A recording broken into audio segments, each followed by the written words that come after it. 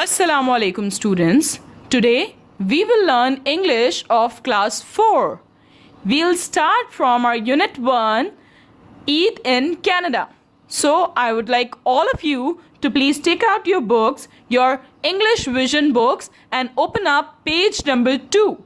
We will start our new unit, that is Eid in Canada.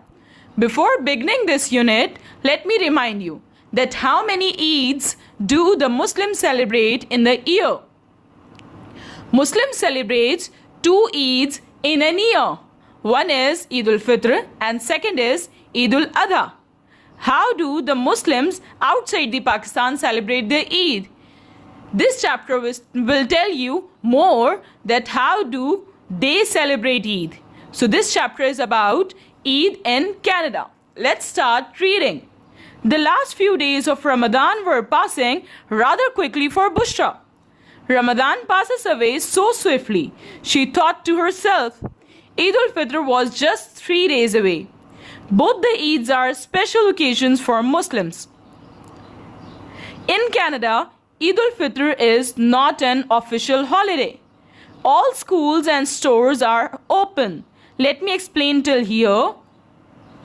It's a story of Bushra. She is describing that the days of Ramadan are passing rather quickly.